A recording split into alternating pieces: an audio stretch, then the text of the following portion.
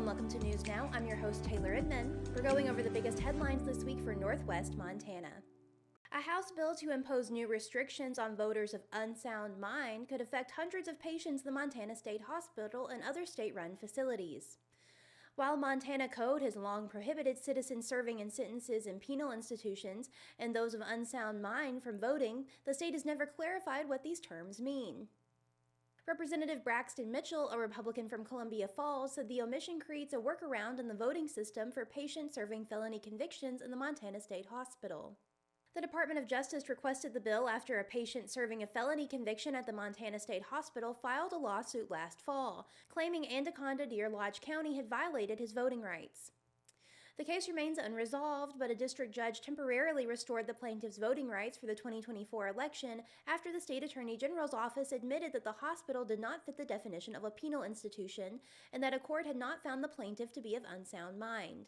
House Bill 395 targets similar cases by codifying new definitions for terms unsound mind and penal institution in state voting laws and creating a court process by which defendants may be declared of unsound mind.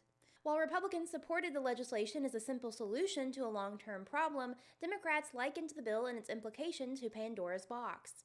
Of particular concern was the bill's definition of unsound mind. The bill defines unsound mind as, quote, a person who is incapable of normally managing affairs in a reasonable manner. The condition exists when the intellectual powers of a person are fundamentally lacking or when a person is incapable of understanding and acting with discretion in the ordinary affairs of life, end quote. As currently written, the definition would only be applied to residents at state facilities like the Montana State Hospital. The bill also includes a provision automatically restoring voting rights upon release, but Democrats remained skeptical. Representative James Rivas, a Democrat from Billings, noted that the bill did not provide protections for patients in the state facilities without criminal convictions, and that the restoration provision could be easily rescinded in a future legislative session. Mitchell claimed other state laws had no issues implementing similar definitions.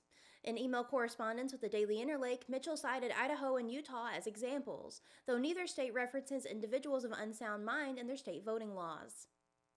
He also mentioned Minnesota, which has a statute stating that individuals, quote, found by a court of law to be legally incompetent cannot vote, but Minnesota voting codes do not define the term legally incompetent. Mitchell did not directly respond to an inquiry about possible amendments to the definition, though he maintained his assertion that the claims of opponents are unfounded. The bill passed in the House in a 54-45 vote on Monday. A hearing in the Senate has not yet been announced. Kalispell City Councilors appeared in agreement on Monday to adopt a plan to fast-track upgrades to the municipality's wastewater treatment plant and could vote on it as soon as council's next meeting. The plan would help the city meet a fast-approaching deadline to complete construction as it struggles to find an interested contractor, according to municipal public works officials. Kalispell's treatment plant currently sends over half of its biosolids to Glacier Gold Compositing and the rest to Flathead County Landfill. But with the composting facility in Olney closing its doors, the city will eventually need to send all of its sewage to the landfill. To do that, the city must first pay for facility upgrades and new equipment to adhere with the landfill standards. Glacier Gold has agreed to remain open until the city can make the necessary revamp, which is expected to be completed by September 2026. Historically, when the city undertakes projects, it uses a linear method of hiring an engineer for construction design, bidding a contractor, and then selecting the lowest bidder. While the method can usually bring about the lowest cost, it also can draw out the project timeline. A contractor may also underestimate their costs to look appealing and after being hired, claw back money through change orders, according to Scott Bucher, project manager with AE2S, an engineering consulting firm hired by City Hall. The recommended alternative plan would lock in a contractor earlier in the project design phase, shrinking the construction timeline and encouraging collaboration. An agreement between the city and the contractor would also stipulate the maximum price the city would pay for the project. The new and upgraded equipment has a projected cost of $6.8 million, according to a report issued by AE2S. Councilor Sid Dowd said he predicts the project method will eventually become the norm. The move away from composting biosolids also comes in part from concerns over PFAS, or forever chemicals, in the city's sewage sludge. Pollutants can contaminate the product and pose health risks to humans. Unlike in drinking water, PFAS in biosolids is not federally regulated. A legislative subcommittee voted Friday to cut $20 million of mostly federal money for the biennium out of the budget for a summer lunch program for children. Legislators in support of the cut argued the program was duplicative of other resources that feed children, and they feared it would require additional spending on staff at the state health department. Those who opposed the cuts say they didn't believe the additional spending on staff was needed, and they argued the legislature could approve funding for food but turn down a separate budget proposal for 12 new employees. The Montana Food Bank Network said more than 76,000 children relied on the dollars in summer of 2024 and that the funds are crucial. The removal took place as the Joint Subcommittee on Health and Human Services reviewed its portion of the state's budget in House Bill 2, although the legislature could still vote to restore the funds. The funds taken out amounted to $10.1 million for the 2026 fiscal year and $9.9 million for the 2027 fiscal year. Federal money accounted for the bulk of the total. $350,000 of the roughly $10 million for the first year comes from the state, and $231,000 for the total of the second year comes from the state as well. Samantha Dennison of the Montana Food Bank Network said the state was among the first to submit a letter of intent to participate in the federal program for summer of 2024, the first summer it was implemented nationwide. She said the money provides a $120 grocery benefit per eligible child for the summer. It is not duplicated with other programs and has an annual economic impact of $9 million in Montana. Senator Emma Kerr Carpenter, a Democrat from Billings, said the line item was straight cash to support children who receive help with meals during the school year, but not during the summer, and it didn't include additional personnel.